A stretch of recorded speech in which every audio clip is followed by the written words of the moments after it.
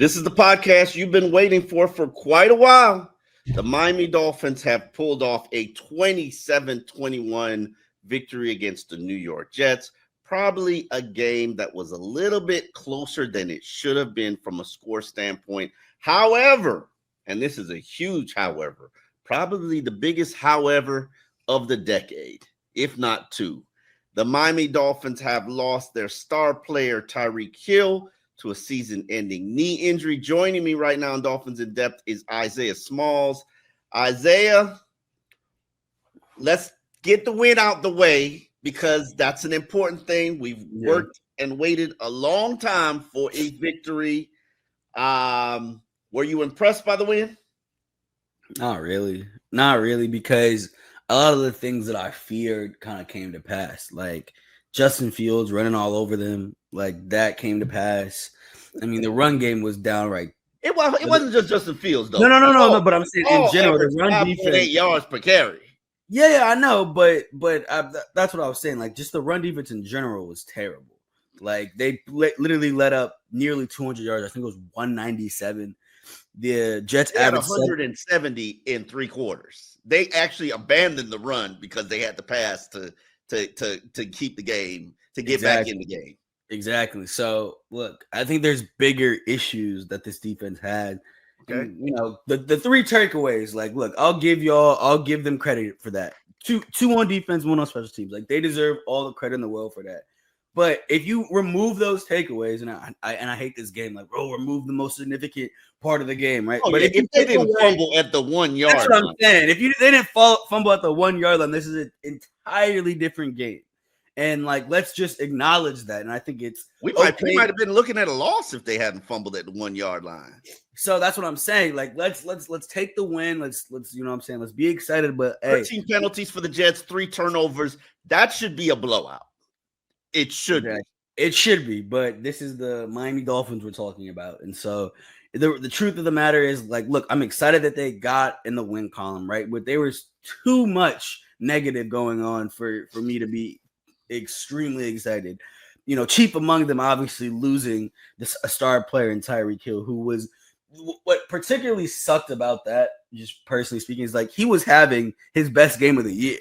Like that, he would 6 catches for 67 yards through 2 quarters. It happened, really early in the third. Like, he was going to have a big game. The offense finally looked like it was moving. Obviously, the threat of Darren Waller had been huge, right? And so I was getting excited because I was, okay, this is closer to the offense. What we thought. Expected. They were growing into what they should have been, or evolving into what they were or had the potential to be as an offense. I completely get where you're going. Exactly. But like what often happens with the Dolphins is 1 step forward, 2 steps back. So, yeah, Tyreek Hill suffered a very gruesome knee dislocation, and I think a dislocation is putting it quite mildly. A knee destruction. Turns out basically every ligament in the knee was torn. He's having surgery Monday morning. Tuesday morning. Tuesday morning. This is, and I don't want to pacify the situation, but this is a career-threatening injury. And Tyreek has had a tremendous 10-year career. I think he is a Hall of Fame player based on what he's done in these 10 years. Yeah. If he comes back from this, hopefully he does come back from this. Hopefully he's not a washed up version of himself when he does come back from this. It's going to be a great, phenomenal story. I am a Tyreek Hill fan. I root for Tyreek. A lot of bad that comes with Tyreek, but I think the perfect illustration of who Tyreek is for those who don't know him, because Tyreek generally does not mean any harm. Tyreek generally is a troll. Tyreek likes to have fun, but the fact that his knee is all destroyed, his leg is twisted in the wrong way, and his teammates say all he's got is nothing but jokes on the field. I would love to hear one of those jokes because I'm sure it was self-deprecating humor. Yeah. But to smile, to wave, to give people the peace sign as he left the field. That is Tyreek. Probably, and I think Teron Armstead tweeted out after FaceTime. Yeah. He was like, he was doing all that so he wouldn't pass out. Yeah. And I know JB Jordan Brooks was talking about how the thing that he was joking about was how his leg was snapped. Like, because if you look at the video, his leg is like looking at him in like a way that your leg should not be looking at you. So why are you laughing? It was one of those plays, and I know it's being recirculated on Instagram, on Twitter, but it reminded me so much of the Joe Theismann injury where, or the Alex Smith injury, and actually this might be close to what I gotta look it up, what Alex Smith suffered. It was gruesome, and you really didn't want to see that again after you saw it the first time. Yeah, and I definitely didn't want to text it to my phone randomly. So I needed you to describe it accurately. I understood it. I saw it so many times. You do not have to worry. I have my little, my little iPad right here, and I have the game. So I had watched it like 3 or 4 times prior to you sending it to my phone, and so I have like a flurry of messages. Like, hold on. It is your first big story, young whippersnapper. You are the historian of Miami Dolphins. That's the first big story. I think Tua's concussion last year was my first big story. This is no. There's no way that you're going to compare it because we have multiple Tua concussion stories. It happens more than once. This ain't gonna happen more than once. Okay. Wow. Okay. Am I lying to you? I mean, I hope it doesn't happen again. Let's be honest. It almost happened again. It did almost happen. Oh my god. I forget what his name is. That is Polynesian on Polynesian crime. Oh yeah, he should be shunned in his community. He went for a headshot. He did. You can't take out you can't take out your GOAT of your culture. Like, bro went for a headshot. He did. It's like, what are you on tour? What are you doing? League gonna say you a nasty FedEx. Oh no, you can't play like that, young man. A rookie? Come on. Look, man, he was juiced up, man. He was excited. You could tell that boy was flying. I said, whoa, what in the flying? And that thing is leading with the head? Like, come on. Looked like a heat-seeking missile. Like, what's going on here? Yeah, there was no contact, but the ref was like, no way. It's too close. Too close. Like, you got this is a league that does not shy about the fact the quarterbacks are the golden goose. You will protect the quarterback. Yeah, no. Ain't no way. And it's funny, and it's interesting because there was a few plays, and I said this on the pod last time. I said, yo, I bet you that if there's a play where Justin Fields receives some similar getting hit, that they're not throwing the flag. They weren't throwing the flag. He got hit late. He got hit out of bounds. Crazy times. But if you're a running quarterback, the rules are different. No, you're right. It's like the Shaq effect, where a foul for Shaq was not necessarily a foul.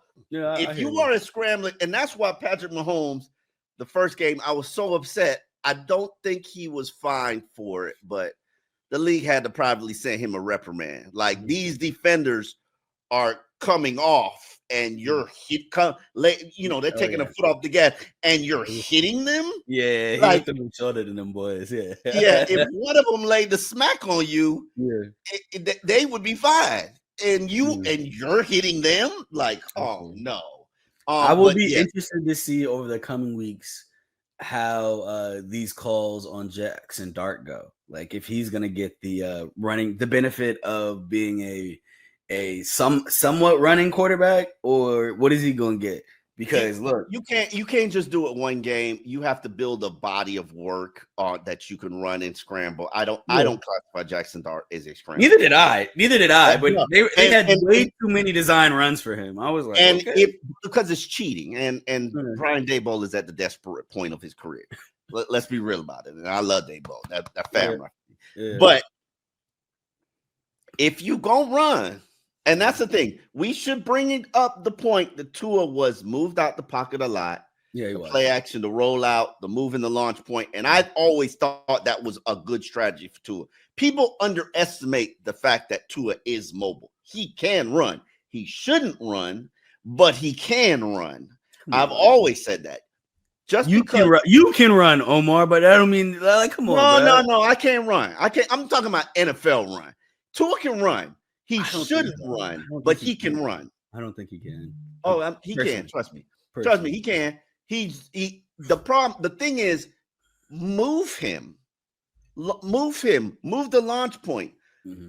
Quarterbacks are aiming. Defensive linemen are aiming to get to his launch point and mess up his footwork. Okay, avoid that by actually moving him. He can throw on the run. He is very good at throwing on the run. So you don't have to make him a pocket quarterback. But that's a whole nother conversation. That throw to Tyreek was a dot too. Like that's what makes it so much more unfortunate where Tyreek got injured. Like if you go back and watch that, him moving out the pocket, it was a very little space, very accurate. Like it was prime too. Like this was 2023 to through that ball, and so it just makes the entire situation all that much more unfortunate. Yeah, definitely. Now, as to give Perkins credit, he's always said since Tyreek Hill got here, the Dolphins' offense is Tyreek Hill and the threat of Tyreek Hill. And he's right, 100%. He is 100% right. What does the Dolphins' offense become now? Well, I mean, it becomes. I think here's a few things that can happen, right? And I praise Mike McDaniel for saying this because when he was asked about Tyreek Hill and what, will this offense look like, he brought up a good point that, we spent most of training camp, most of spring practices without Tyreek Hill. And in the past where, losing Tyreek would result in a huge energy sap, it didn't necessarily look like that just because they had to learn how to play without Tyreek. And not only did they have to play within themselves without Tyreek, they had to go up to Detroit and play without Tyreek. They had to go up to Chicago and play without Tyreek, right? And so when you have those, even if, what happened to them a lot, they kind of got their ass handed to them, it gives you a level of confidence that, hey, maybe we can do this, right? And so look, Jalen Waddle, it's time for you to take that step, my boy. Malik Washington, it's time for you to take that step, my boy. NWI, you're going to get some more looks, right? Darren Waller, obviously you're a big red zone threat, and I love what he did on third down, right? But now you're going to get some increased looks, right? So you can never replace a star player with this one guy, right? That's just not going to happen, right? But for me, it's all about the collective effort. And maybe you go sign some guys off the street, right? People are going to hate me for saying this. Odell Beckham Jr. is someone who knows their offense. Robbie Chosen is someone who knows their offense. Yeah. I'm just saying there are people familiar with their offense. If you want to take even a bigger leap, there is a guy named Henry Ruggs who could potentially be brought in, right? There are guys out there. I'm just saying. Is he getting released from jail? Yeah, actually, he just did a workout with the Giants the other day. He got released from jail? He just did a workout with the Giants the other day. All right, I'm down. Okay, I didn't. That's what I'm saying. Like, there's options out here. Obviously, none of them are named Tyreek Hill. None of them are 8-time Pro Bowlers. I know he got released from jail. Damn. Okay, we about that reclamation life over here in Miami.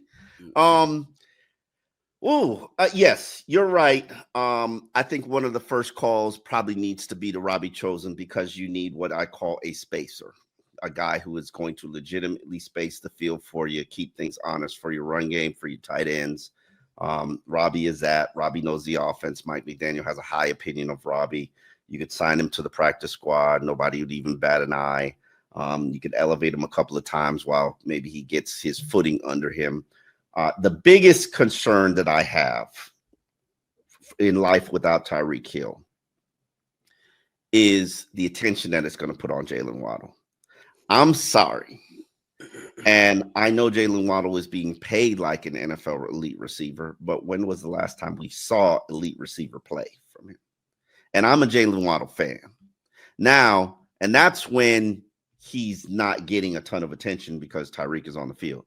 Now, if I'm a defensive coordinator, if I'm the Carolina Panthers, I'm going into this meeting today in my preparation for the Dolphins and say, all those double coverages, all those roll coverages that we had for Tyreek Hill, let's move them all to Jalen Waddle. And who does these jet sweep motions? Who's running these deep routes to clear out the field? Malik Washington, I like him. He's a good slot receiver, but I think he's a young player, and putting more on his plate would not necessarily be ideal for me. So that means that somebody has to step up in terms of Nick Westbrook-Akine, who they signed as a free agent, or Theo Weiss. And I say that name. Theo Weiss is on the practice squad. He was a player that a lot of people like. You liked him and projected he should have made the 53-man roster. His name, when Jalen Waddle was talking, was probably one of the first ones that came up. Theo Weiss can play. You need help. I'm not saying they put him on the 53-man roster immediately, but he needs to get some work with that starting unit just to see what the possibilities are. And Mike McDaniel made a joke about Darren Waller. I don't know what the exact joke was, but he's like, yeah, we kind of disproved our myth that we can only play with receivers my size. When Darren Waller came. Yeah. And these McDaniel jokes hit differently after a win. Thank God. We haven't had a joke in about 2 weeks. That's what I'm saying. We don't really get the joke. It's funny that you say that, and I do want to have this conversation here because we're amongst friends, and that's how if you're 17 minutes into the Dolphins in Depth podcast, you family. You my people. I can say things to you that I can't say in the general public. But for the last 2 weeks, you could tell Mike McDaniel's been spooked and scared. And he had been straying from himself, and the pressure was starting to get to him. And I read people for a living, so I can know this. The jokes had disappeared. The rambling. When Mike gets nervous, Mike rambles. He can talk clearly, but he rambles. And, it's in there when he's at baseline. When he's nervous, every other word is So I could tell that he had been nervous, and rightfully so, because you on the chopping block. His NFL career was flashing before his eyes, for sure. Yeah. What I like about this win, even though it was kind of a disappointing win, I'm not even gonna front with you. Yeah. Not that you should complain about any win in the NFL. No, this is college football. They're not ranking you. You good. You won, but you'll have a lot to say. And I say this, I've covered the Dolphins for 18 years. When I look back at the record in 2011 and 2013 and 2015, I don't remember how they won. I don't remember whether it was a disappointing win or not a disappointing win. I do remember the losses. The wins, I don't even remember. I can't even tell you the year. Like the Miami Miracle, couldn't tell you the year. But I can tell you the losses to Tyrod Taylor that qualified them for the Bills for the playoffs. I can tell you the losses to Tennessee that had pushed you out of the playoff picture on many occasions. So nobody remembers how you won. It's just the fact that you did. And I like the fact that they took care of business. They committed themselves to the running game. They moved two out the pocket. They operated in life without Tyreek. Special teams was sound, even delivered a turnover. Defense delivered a turnover. However, you cannot survive allowing 5.1 yards per carry on the season, and that's what you're averaging. If an NFL team is getting half of a first down on every carry, you are doomed as a team. Yeah. And the problem I have is I usually give rookies A games. They get half a season. They get half a season before I start to tell you what time it is. Jonah, have you heard me say a single word about Jonah in four podcasts? No. I'll say he ain't doing well. And he ain't doing well. Yeah. But it's lacking the critical analysis that comes with the profession. I'm not going to nitpick his game. Yeah. Kenneth Grant, Jordan Phillips, Deontay Trader, Jason Marshall Jr. I'm not going to nitpick that game. They get a free pass from me till week 8. The problem is, I don't know if you're going to survive that free pass. You got 4 more games, and defensively, it's like, when you bleeding internally, you still terminal. You might be able to go on about your day and live your life and carry on. You could even probably go to work, but you're dying. You just don't know you're dying. And this defense is dying a fast death. Like, they are hemorrhaging against the run, and it's what's going to fix it is not in-house. What's going to fix it then? Christian Wilkins. Yeah, low key. Yeah. You cannot. I'm at the point now where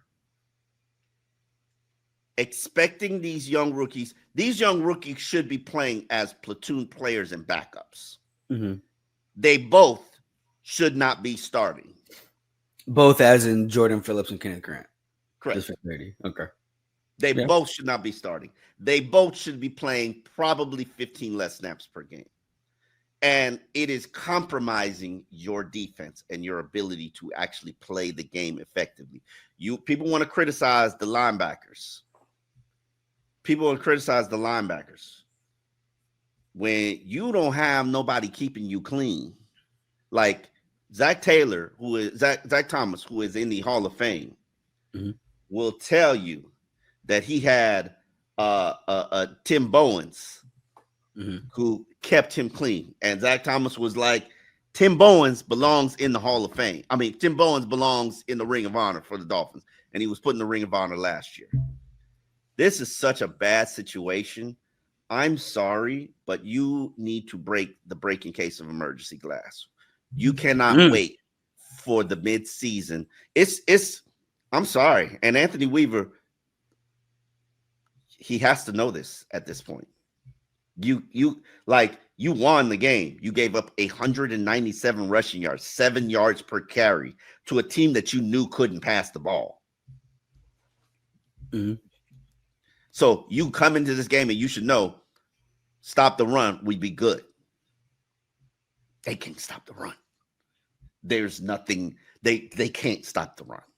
And there's nothing in-house. Unless Zeke Biggers is going to just all of a sudden go from not playing to being a force, you need help from outside.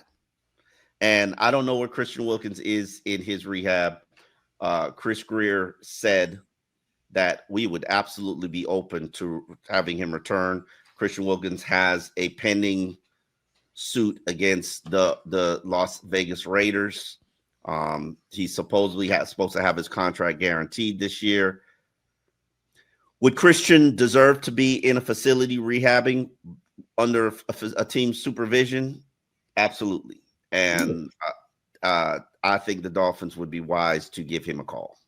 Nah, I mean, I agree. I think, if we've learned anything through these first 4 games, it's that, sometimes Superman, sometimes Batman needs Robin, right? And a lot of times when you look at Zach Sealer right now, I think he's hasn't been playing great, right? And I think that's because of the, sometimes having to play hero ball a little bit, right? When he's playing next to Jordan Phillips, when he's playing next to Kenneth Grant, right? And it's like, no, just do your 111.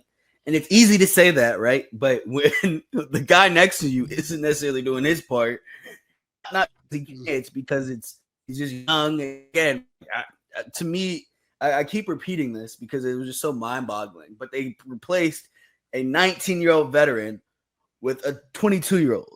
19-year veteran, yes. 19-year veteran with a 22-year-old. Like, in what world did they think that was going to work, right? And again, like, he could have been, like, Kenneth Grant would have had to be, like, exceptional, right? It's not for Kenneth Grant. There's Jordan Phillips too. They play. No, I'm saying Jordan Phillips actually might be better than Kenneth Grant. I ain't gonna I ain't even we going should have this conversation. Let's have this conversation a different day. Because you're saying that the 5th round pick is better than the guy picked 13th overall. And I will say this. I will listen, say, this is why I love the double down. Jeff Allen taught me to double down. You always pick two guys at the same position of need, because they will train together, they will consistently compete together, and history has taught us the second pick guy is always the better one. From Brian Hartline to Kendall Langford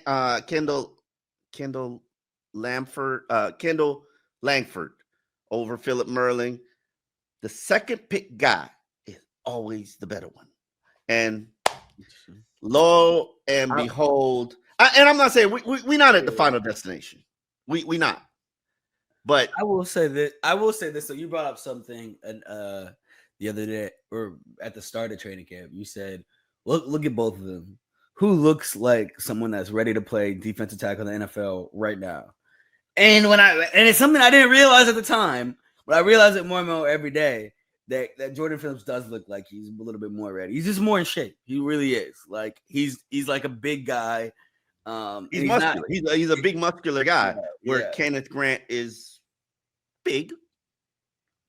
I'm not saying that Kenneth Grant is a bust. Of course not. We talked about Chop Robinson. Chop Robinson ain't do nothing till the midseason of the year. Not a damn thing last year. Not a damn thing. And it takes a minute. It takes a minute for rookies to get their feet under them. Look at Ollie Gordon, 1.7 yards per carry yesterday. Like, it takes a minute. Not every rookie comes out there and is just gone. But let's not pretend or lie to ourselves that you're getting adequate defensive tackle play, because you're not. Not at all. You're not, and nothing's going to get better until you start doing that. And at this point, you need to go out of house. So we'll see we'll see how that plays out for this team moving forward. Also, Henry Ruggs is not an option. I got sense held. He's definitely still in jail. I'm about to say, I'm like, I got sense held. All right, we wrapping up. Let's make sure we stay. He must be granted parole on August 2026. Yes, August 2026, which is the earliest eligibility for parole. Okay, yeah. Henry Ruggs is option. Damn, fuck. Next year. Next year. It'll be interesting to see what approach they take. I have not looked at the list. I know Odell Beckham Jr. is not an option. Not at all. Odell was done when he was here. Like Odell was a steak that had been on the frying pan. Like, I hear you're right. I just when I'm thinking of people who know the offense and who are available. I'm not saying he's a good option. I'm saying he's an option. He's an option. It's not even know the offense right now. They need a very specific receiver. They need a receiver who can space the field, or they can get a big. I mean, you can't even rule out trades at this point. Not to say that I would give Chris Greer the green light to trade assets for players that could help me patch my team. Oh, hell no. Like, you get a green light to sell things. You don't get a green light to buy things. That's just my personal opinion. And I'm not saying Chris Greer is a bad trader, because Chris Greer is a damn good trader. It'll be interesting to see what they do. But even saying that, again, Isaiah, I think you have more of a need at defensive tackle than you do at wide receiver after losing Tyreek Hill. And that's just telling you what the situation is. I'm just being real with you. That's just telling you how bad the situation is. Yeah. Like, they can't stop the run. They really can't. They really can't stop the run. Like, it's that simple. And look, if you can't stop the run, team's gonna have a field day on you. You can't do nothing if you can't stop the run. You just waiting to get lucky. Like, you will bleed. This team is bleeding internally, and they got to find something to sew it up.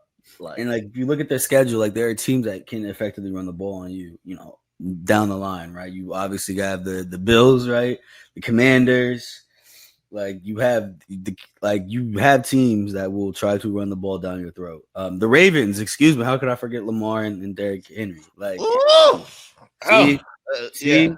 see, like that, and that's what I'm saying. Like certain games to me, and I know that that players don't think that way, and obviously, like there's no transitive law of football, but just in terms of like skill set and ability, the Jets game to me reminds me a lot of what they're going to see and against the Ravens just because of the quarterback and you got Atlanta with Bilal Robinson. Bijan Robinson. Like how could I forget about him? Obviously, Michael Penix Jr. isn't much of a run threat, but New Orleans they can't even pass the ball. So yeah, it's like you like Spencer Rattler? Is that what you like? Yeah, no, I will say this though: Spencer Rattler has not been turning the ball over. You can look this up right now. Spencer Rattler has less turnovers than Tua Tagovailoa. Why Tua got to take a stray on that? I'm just saying he's protected the ball. Tua is not a turnover machine. He's not, but this year he certainly looked like it. I ain't gonna lie to you. He certainly looked like it. He's getting back to baseline. He is. He's getting back to baseline and who he is as a quarterback. Tua, I know the fan base for the last 3 weeks is Tua sucks, Tua sucks, Tua sucks, Tua is this, Tua is that, Tua's keep Cam Newton out your mouth, Tua. But Tua ain't the problem. I hear you. No, I get it. Tua isn't even in the top 5 of problems on this team. Look, you lose your right side of your offensive line, your blind side. I get it. Like, I don't think people are putting enough credit into that because a lot of these throws he's having to make are with people right in his face. So I understand the like not wanting to put the full onus on him. But when you have when people are lost, right? Like I said earlier, it doesn't take one person or 2 people to replace, when you lose somebody like that, right? It takes a collective effort, right? And the thing that I think bothers a lot of Dolphins fans is that when your right side of your offensive line went out, you are supposed to raise your level of play. And I don't think everybody is supposed to raise their level. Everybody, not just Tua. Everybody. The man flat out said, "I'm rushing through my reads." Yeah. Why do you think he's rushing through his reads? I'm rushing through my reads and not getting to my last read. Why do you think he's not getting to his last read? Because he's scared. Like he's not gonna say it to you, but have some damn common sense. The man, but like you can't play it's the NFL. You can't be playing scared. I get it. I understand what you're saying, but it's the NFL. You don't want to be playing scared because that's how you actually get hurt. That's when you when he slid and almost got his head taken off. Did he look like he was scared? He was smiling, which is some real psycho stuff right there. Real psycho stuff. I was like, but that's that gladiator mentality. He knew that headshot. Woo boy, that wake you up. They might have to withdraw his Polynesian card, right? They're gonna take it back like T.I. and ATL. Yeah, you can't be part of the family no more. Like you get disinvited from all the cookouts. Yeah, you went for the king, like young boy. You went for the king and when this close from taking him out, bro. Anyway, on that note, big week for the Miami Dolphins. Day off today for the players. Short week. Carolina Panthers, a Rob Huntless Carolina Panthers. That's my dude, Rob. Hopefully, you heal up right. We will be back tomorrow to give you life after Tyreek. Woo! A new chapter for the Miami Dolphins. On that note, we will see you tomorrow on Dolphins in Depth.